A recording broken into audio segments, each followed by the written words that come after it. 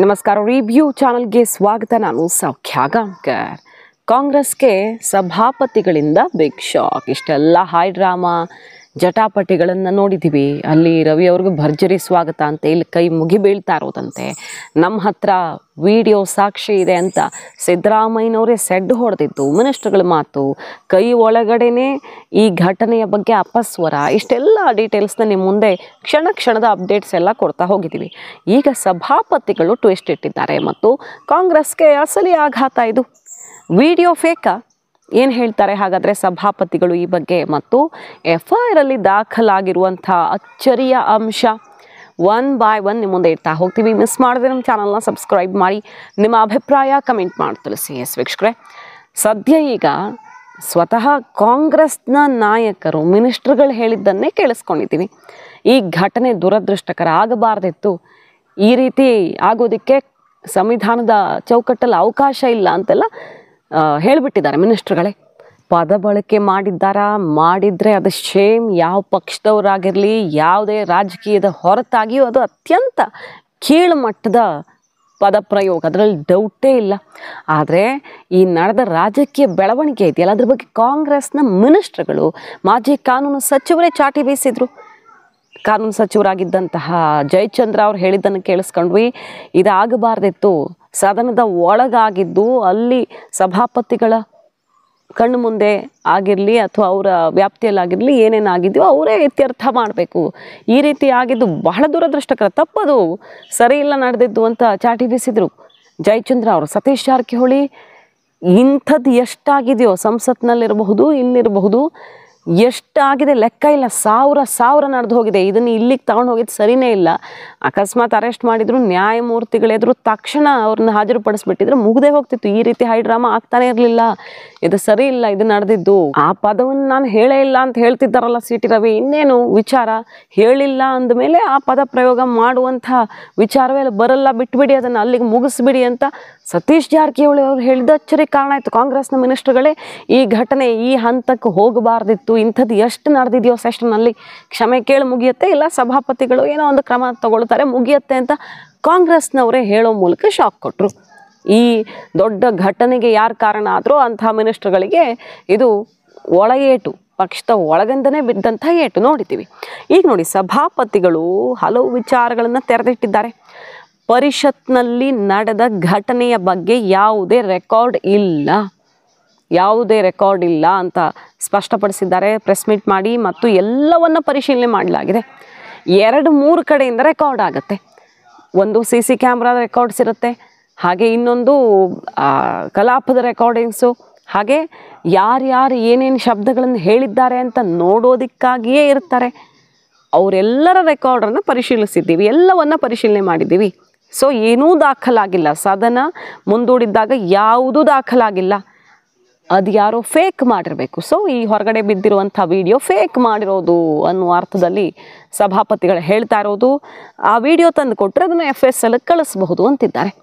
FSL ಕಳಿಸಿ ಅಲ್ಲಿಂದ ಅಧಿಕೃತವಾಗಲಿ ಬೇಕಾದರೆ ಯಾವುದೇ ರೆಕಾರ್ಡ್ ಆಗಿಲ್ಲ, ಫೇಕ್ ಮಾಡಿರಬಹುದು ಅಂತ ಸಭಾಪತಿಗಳು ಹೇಳ್ತಾ ಇರೋದು. ಅದರ ಜೊತೆಗೆ ಇನ್ನೊಂದು ವಿಚಾರವನ್ನು ತೆಗೆದಿಟ್ಟಿದ್ದಾರೆ ನೋಡಿ. ಏನಂತ ಎಡವಟ್ಟು ಮಾಡಿದ್ದಾರೆ ಪೊಲೀಸರು. ಈಗಾಗಲೇ ಕಪ್ಪು ಚುಕ್ಕಿಯನ್ನು ತಂದುಕೊಂಡಿದೆ ಕರ್ನಾಟಕ ಪೊಲೀಸ್. ಕರ್ನಾಟಕ ಪೊಲೀಸ್ ಅಂದರೆ ಬಹಳ ಒಳ್ಳೆಯ ಹೆಸರಿದೆ. ಆದರೆ ಈ ನಡೆದಂಥ ರೀತಿ, ಸದನದ ಪರ್ಮಿಷನನ್ನು ಅಂದರೆ ಸಭಾಪತಿಗಳ ಪರ್ಮಿಷನ್ ತಗೊಳ್ಳದೇ ಇರೋದು, ನೋಟಿಸ್ ಕೊಡದೇ ಇರೋದು, ನ್ಯಾಯಮೂರ್ತಿಗಳ ಎದುರು ಹಾಜರುಪಡಿಸದೇ ಇರೋದು ತಕ್ಷಣಕ್ಕೆ, ಇದೆಲ್ಲವೂ ಕೂಡ ಪೊಲೀಸರಿಗೆ, ಯಾವುದೇ ದೊಡ್ಡ ಮಿನಿಸ್ಟ್ರುಗಳಿಗಲ್ಲ, ಪೊಲೀಸರಿಗೆ ಒಂದು ಕೆಟ್ಟ ಹೆಸರನ್ನು ತಂದುಕೊಡೋ ರೀತಿ ಆಯಿತು. ಎಲ್ಲರೂ ಪೊಲೀಸರ ವಿರುದ್ಧವೇ ಮುಗಿಬೀಳ್ತಿರೋದಲ್ವ ಈಗ. ಅಂಥದ್ರಲ್ಲಿ ಇನ್ನೊಂದು ವಿಷಯ ತೆರೆದಿಟ್ಟಿದ್ದಾರೆ ಈಗ ಸಭಾಪತಿಗಳು. ಪರಿಷತ್ನಲ್ಲಿ ನಡೆದ ಘಟನೆ ಅಂತ FIRನಲ್ಲಿ ಉಲ್ಲೇಖ ಮಾಡಿದ್ದಾರೆ. ಇದು ಹೆಂಗೆ ಮಾಡಿದ್ರಿ ನೀವು ಅಂತ ಕೇಳ್ತಿದ್ದಾರೆ. ಪರಿಷತ್ನಲ್ಲಿ ನಡೆದ ಘಟನೆ ಅಂತ FIRಲ್ಲಿ ಉಲ್ಲೇಖ ಮಾಡಿದಿರಲ್ಲ, ದೊಡ್ಡ ತಪ್ಪು ಮಾಡ್ಕೊಂಡಿದ್ದೀರಿ.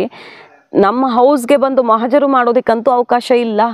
ಹೌಸ್ ಲಾಕ್ ಮಾಡಲಾಗಿದೆ. ಏನಾದರೂ ಕಂಪ್ಲೇಂಟ್ ಬಂದರೆ ತನಿಖೆ ಮಾಡ್ತೀವಿ.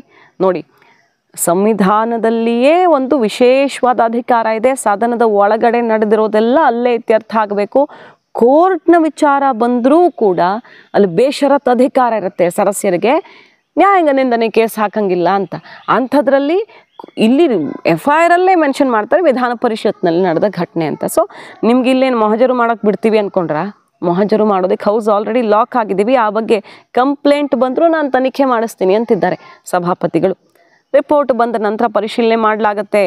ಸಭಾಪತಿ ಹೊರಟ್ಟಿ ಅವರು ಹೇಳ್ತಾ ಇದ್ದಾರೆ, ಬೇಸರ ಹೊರ ಹಾಕ್ತಿದ್ದಾರೆ. ಇನ್ಯಾವತ್ತೂ ಒಳ್ಳೆ ಕಾಲ ಬರೋದೇ ಇಲ್ಲ ಅಂತ ಅನ್ನಿಸ್ತಿದೆ. ಇದೆಲ್ಲ ನೋಡಿದ ಮೇಲೆ ಬರೋಂಥ ದಿನಗಳಲ್ಲಿ ನೀವು ಯಾರು ಪ್ರಶ್ನೆ ಕೇಳದಂತೆ ಸದನ ನಡೆಸ್ತೀವಿ.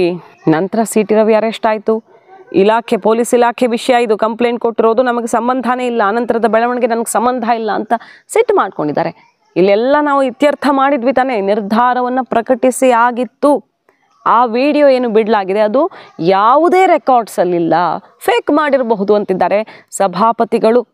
ಮತ್ತು FIR ಅಲ್ಲಿ ಅಂಶ ಏನು ಉಲ್ಲೇಖ ಆಗಿದೆಯೋ ಆ ವಿಚಾರದಲ್ಲಿ ನಾನು ಸ್ಪಷ್ಟವಾಗಿ ಹೇಳ್ತಾ ಇದ್ದೀನಿ, ಆ ಘಟನೆ ಏನಿದೆ ಕಾನೂನು ನೋಡಿ ತೀರ್ಮಾನವನ್ನು ನಾನು ಎಲ್ಲ ಮಾಡಾಗಿದೆ. ತೀರ್ಮಾನವನ್ನು ಕಾನೂನು ಚೌಕಟ್ಟಲ್ಲಿ ಸದನದಲ್ಲಿ ಏನಾದಾಗ ಏನು ಮಾಡಬೇಕು ಆ ನಿರ್ಧಾರವನ್ನು ನಾನು ತಗೊಂಡು ಕೊಟ್ಟಾಗಿದೆ.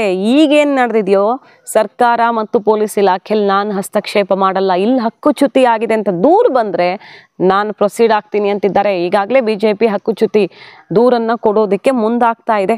ದೂರು ಕೊಟ್ಟಾಗ ಚರ್ಚೆ ಮಾಡ್ತೀನಿ, ದೂರು ಕೊಟ್ಟರೆ ಎಲ್ಲ ರೀತಿ ಪರಿಶೀಲನೆ ಆಗುತ್ತೆ, ಕ್ರಮ ಆಗುತ್ತೆ, ಏನು ತಗೊಳ್ಬೇಕೋ ಆ ಕ್ರಮ ಮಾಡ್ತೀನಿ ಅಂತಿದ್ದಾರೆ.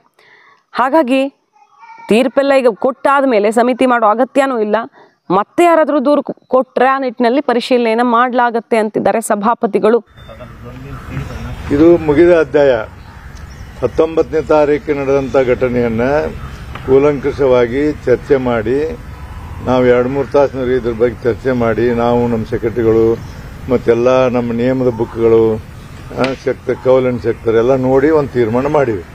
ತೀರ್ಮಾನ ಆದ ನಂತರ ಸದನವನ್ನು ಅನಿರ್ದಿಷ್ಟ ಅವಧಿವರೆಗೆ ಮುಂದೂಡಿವು. ಅನಿರ್ದಿಷ್ಟ ಅವಧಿವರೆಗೆ ಮುಂದೂಡಿದ ನಂತರ ಅದು ಅವ್ರು ಅರೆಸ್ಟ್ ಮಾಡೋದು ಅವು ಇವೆಲ್ಲ ನಮ್ಮ ವ್ಯಾಪ್ತಿಗೆ ಬರಲಾರ್ದಂಥ ಇದರಲ್ಲಿ ಆಗಿದಾವು. ಅವರು ಪತ್ರಿಕೆಯಲ್ಲಿ ನಿಮ್ಮ ಟಿವಿಯಲ್ಲಿ ನೋಡಿದ್ವಿ, ಅವ್ರನ್ನ ಅರೆಸ್ಟ್ ಮಾಡಿದ್ದು ಒಯ್ದಿದ್ದು ಅಲ್ಲಿದ್ದು.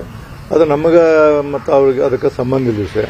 ಸರ್ಕಾರ ಪೊಲೀಸ್ ಡಿಪಾರ್ಟ್ಮೆಂಟು ಅವ್ರು ನೋಡ್ಕೋಬೇಕಾದ್ರೆ ನಮ್ಮ ಕಡೆ ಇವತ್ತಿನವರೆಗೂ ಎರಡೂ ಕಡೆಯಿಂದ ಯಾವುದೇ ದೂರ ನನಗೆ ಬಂದಿಲ್ಲ ಅನ್ಕೊಡೋರು. ಆ ಕಂಪ್ಲೇಂಟ್ ಮೇಲೆ ಪೊಲೀಸರು ತಮ್ಮ ಕಾರ್ಯಾಚರಣೆ ಮಾಡ್ಯಾರ. ಅದು ನಮ್ಮ ಇದಕ್ಕೆ ಅದು ಸಂಬಂಧ ಇಲ್ಲ. ಒಂದೇನು ಮಿಸ್ಟೇಕ್ ಮಾಡ್ಯಾರ ಅಂದ್ರೆ ವಿಧಾನ ಪರಿಷತ್ನಲ್ಲಿ ನಡೆದಂಥ ಘಟನೆ ಅಂತ ಒಂದು ಟೈಮ್ ಹಾಕಾರ, ಅದು ತಪ್ಪು. ನಾಳೆ ಅದು ಬಂದಾಗ ನಮ್ಮ ನಿಯಮದ ಪ್ರಕಾರ ಅವ್ರು ಆ ಥರ ಕೊಟ್ಟದ್ದು ನಮಗೆ FIR ಬಂದಿದೆ. ಅದು ಕೊಟ್ಟಿದ್ರೆ ನಾವು ಮತ್ತೆ ಅವ್ರನ್ನ ಸಂಬಂಧ ಹೇಳಿನೇ ಆಗಲಿ ಪೊಲೀಸ್ ಕಮಿಷನರ್ಗೆ, ನಮ್ಮ ಸದನ ಇದನ್ನು ನೀವು ರೆಕಮೆಂಡ್ ಇದನ್ನು ಮಾಡಬಾರ್ದಾಗಿತ್ತು, ಹೊರಗೆ ನೀವು ಮಾಡಬೇಕಾಗಿತ್ತು, ಇಲ್ಲಿ ಮಾಡಿದ್ರೆ ಇಲ್ಲ ಸರ್ ಗೊತ್ತಿಲ್ಲ ಅದನ್ನು ನಾವು ಸರಿಪಡುತ್ತೆ ಅಂತ ಅಷ್ಟು ಮಾಡ್ಯಾರ. ಅದಕ್ಕೆ ಮುಂದೆ ಏನಾದರೂ ಬಂದರೆ ಅದನ್ನು ನಾವು ವಿಚಾರ ಮಾಡ್ತೀವಿ, ನಮಗೆ ಸಂಬಂಧ ಇಲ್ಲದ ವಿಷಯ. ಸದನದ ಒಳಗಡೆ ನಡೆದಿರ್ತಕ್ಕಂಥ ಘಟನೆಗಳಿಗೆ ಪೊಲೀಸರು ಹಸ್ತಕ್ಷೇಪ ಮಾಡಬಹುದಾ ಮಾಡಬಾರ್ದು. ಅವರು ನಮ್ಮ ಹೌಸಿಗೆ ಮಜರ್ ಮಾಡ್ತೀವಿ, ಬಂದು ಮಾಡಿಸ್ಕೊಟ್ಟಿಲ್ಲ, ಹೌಸ್ ಲಾಕ್ ಮಾಡಿದ್ವಿ ನಾವು. ಅದಕ್ಕೆ ನಮಗೇನೂ ಸಂಬಂಧ ಇಲ್ಲ. ಮತ್ತು ಅವರು ಪೊಲೀಸರು ನಮ್ಮ ಇದರಲ್ಲಿ ಬರಲಿಕ್ಕೆ ಯಾವುದೇ ಅವ್ರಿಗೆ ಅಧಿಕಾರ ಇಲ್ಲ ಮತ್ತು ಹಕ್ಕೂ ಇಲ್ಲ. ಈಗ ಸಂಬಂಧಪಟ್ಟಂತ ಪೊಲೀಸ್ ಅಧಿಕಾರಿಗಳ ವಿರುದ್ಧ ಕ್ರಮಕ್ಕೆ ಏನಾದರೂ ಪತ್ರ ಬರೀತೀರಾ? ಅದೇ ನಾವು ನೋಡ್ತೀನಿ. ಈಗ ನಮಗದು ಏನಂದ್ರೆ FIR ಬಂದಿದೆ, ಅದು ನಾವು ನಮ್ಮದೇ ಆದಂಥ ಮೂಲಗಳ ಮೂಲಗಳ ಪ್ರಕಾರ ನಾವು ಚರ್ಚೆ ಮಾಡಿ ಅದು ಮುಂದೆ ಬಂದಾಗ ಅದ್ರ ಬಗ್ಗೆ ನಾವು ಕ್ರಮ. ನಮಗೆ ನೋಡಮ್ಮ, ನಮ್ಮ ಇದರಲ್ಲಿ ಯಾವುದೂ ಇಲ್ಲ. ನಮಗೆ ಮೂಲ ಏನಂದ್ರೆ ನಮ್ಮ ವಿಡಿಯೋ ಅಂದರೆ ನಮ್ಮ ವಿಧಾನ ಪರಿಷತ್ ವಿಡಿಯೋ, ಆಡಿಯೋ ಮತ್ತು ನಮ್ಮ ಇವೆಲ್ಲ ರೆಕಾರ್ಡ್ ನಮ್ಮಲ್ಲಿದ್ದರೆ ಮಾತ್ರ ನಮ್ಗೆ ಅಥೆಂಟಿಕ್.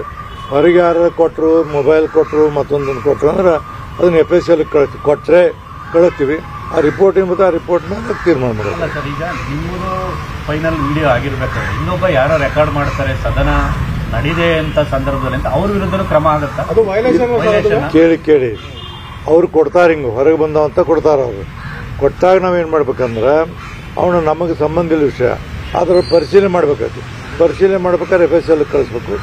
FSL ರಿಪೋರ್ಟಿಂಗ್ ಬರ್ತದೆ, ಅದ್ರ ಮೇಲೆ ನಾವು ಅಂದ್ರೆ ಅದೊಂದು ಕಂಪ್ಲೇಂಟ್ ಅಂತ ಹಿಂಗಾಗಿದೆ ಅಂತ ಕೊಡ್ತಾರೆ. ಕೊಟ್ಟಾಗ ಅದನ್ನ ಕನ್ಸಿಡರ್ ಮಾಡಬೇಕಾದ್ರೆ ಸದನ ಮುಗಿದ ಮೇಲೆ ರೆಕಾರ್ಡ್ ಆಗಂಗಿಲ್ಲ ಅನ್ನುವಂತಹದ್ದು ಒಂದು ರೂಲ್ ಇದೆ. ರೆಕಾರ್ಡ್ ಕೂಡ ಆಗಿದೆ, ಅದನ್ನೇ ಕೇಳ್ತಾರೆ. ಇಲ್ಲಿ ರೆಕಾರ್ಡ್ ಆಗಿಲ್ಲ, ಒಂದಿಷ್ಟು ರೆಕಾರ್ಡ್ ಆಗಿದೆ ಆಗಿಲ್ಲ. ಯಾರೋ ಫೇಕ್ ಮಾಡ್ಕೊಂಡ್ರು, ನಮ್ಗೆ ಸಂಬಂಧ ಇಲ್ಲ. ನೀವು ಮಾಡ್ಕೊಳ್ತಿರೋ ಹಾದಿ ಜಗಳ, ಬೀದಿ ರಂಪ, ಇದಕ್ಕೆಲ್ಲ ನಾನು ಆನ್ಸರ್ ಮಾಡೋಕ್ಕಾಗಲ್ಲ. ಡಾಕ್ಯುಮೆಂಟ್ ಇದೆಯಾ, ರೆಕಾರ್ಡ್ ಇದೆಯಾ? ಮುಖ್ಯಮಂತ್ರಿಗಳೇ ಹೇಳ್ತಿದ್ದಾರಲ್ವಾ ಏನಂತ, ನನ್ನ ಹತ್ರ ರೆಕಾರ್ಡ್ ಇದೆ, ನಮ್ಮ ಹತ್ರ ರೆಕಾರ್ಡ್ ಇದೆ, ಸಾಕ್ಷಿ ಇದೆ ಅಂತ. ತಗೊಂಡು ಬನ್ನಿ, FSL ಕಳಿಸೋಣ. ಈಗ BJP ಹರಿಹಾಯ್ದಿದ್ದು ಅದೇ ರೀತಿಯಲ್ಲಿ ಪಾಕಿಸ್ತಾನ್ ಜಿಂದಾಬಾದ್ ಅಂತ ಹೇಳಿದ ಅತ್ಯಂತ ಅಪರಾಧ, ದೇಶದ್ರೋಹದ ಕೆಲಸ ಅಲ್ಲಾಗಿದೆ ಅಂದಾಗ್ಲೇ ಅದನ್ನು FSL ಕಳಿಸಿ ರಿಪೋರ್ಟ್ ಬಂತಾ ಬರಲಿಲ್ವಾ ಯಾವುದಕ್ಕೂ ಒಂದು ಕೊನೆಗೆ ಕ್ಲಾರಿಟಿನೇ ಸಿಗದೆ ಕಳೆದೋಯ್ತದು. ಖಾಸಗಿಯವರು ಕಳಿಸ್ಕೊಟ್ರು ಮಗದೊಂದು ಅಂದ್ಕೊಂಡು ಅದಾದರೆ FSL ರಿಪೋರ್ಟ್ ಬರೋ ತನಕ ಕಾಯಲಾಗತ್ತೆ. ಇಲ್ಲ ಹಾಗಾದರೆ ಹೇಳಿದಾರಾ ಇಲ್ವಾ ಅನ್ನೋದನ್ನು, ಸದನದ ರೆಕಾರ್ಡಲ್ಲೇ ಇಲ್ಲದೆ ಇರೋದನ್ನು ನೀವೇನೇನೋ ಮಾಡ್ಕೊಂಡಿದ್ದೀರಿ. ನಮ್ಮದೊಂದು ತೀರ್ಮಾನ ಅಂತ ಪ್ರಕಟಿಸಿದ ಮೇಲೂ ಏನೇನೋ ಆಗಿದೆ, ನಾನು ಯಾಕೆ ಹಸ್ತಕ್ಷೇಪ ಮಾಡಲಿ? ಇಲ್ಲಿಗೆ ತಂದು ಕೊಡಿ ರೆಕಾರ್ಡನ್ನು, ನಾನು ನಿಟ್ಟಿನಲ್ಲಿ ಕ್ರಮ ಕೈಗೊಳ್ತೀನಿ ಅಂತಿದ್ದಾರೆ ಸಭಾಪತಿ ಹೊರಟ್ಟಿಯವರು. ಫೇಕ್ ಮಾಡಿರಬಹುದು ವಿಡಿಯೋನ ಅನ್ನುವ ಮೂಲಕ ಕಾಂಗ್ರೆಸ್ಗೆ ಶಾಕ್ ಕೊಟ್ಟಿದ್ದಾರೆ. ಅಷ್ಟೆಲ್ಲ FIR ಅಲ್ಲಿ ಉಲ್ಲೇಖ ಆಗಿರೋ ಅಂಶ ಪರಿಷತ್ನಲ್ಲಿ ನಡೆದಿರೋ ಘಟನೆ ಏನು ಮೊಹಜರು ಮಾಡೋಕೆ ಪರಿಷತ್ ಒಳಗಡೆ ಬರ್ತೀರಾ ನೀವು ಅಂತ ಚಾಟಿ ಬೀಸಿರೋದು. ಸೊ ಪೊಲೀಸರಿಗೆ ಈಗಾಗಲೇ ಹೈಕೋರ್ಟ್ ಚಾಟಿ ಬೀಸಿದೆ, ದುರದೃಷ್ಟಕರ, ಇದು ನಡಿಬಾರ್ದಿತ್ತು ಅಂತ. ಅದರ ಅರ್ಥ CT ರವಿ ಏನಾದರೂ ಆ ಪದ ಪ್ರಯೋಗ ಮಾಡಿದರೆ ಸರಿ ಇದೆ ಅಂತ ಅಲ್ಲ, ತಪ್ಪಾಗಿದ್ದಿದ್ರೆ ಸದನದ ವ್ಯಾಪ್ತಿಯಲ್ಲಿ ಕ್ರಮ ಆಗಬೇಕಿತ್ತು. ಪೊಲೀಸರು ನಡ್ಕೊಂಡಿರೋದು ಸರಿ ಇಲ್ಲ ಅಂತ.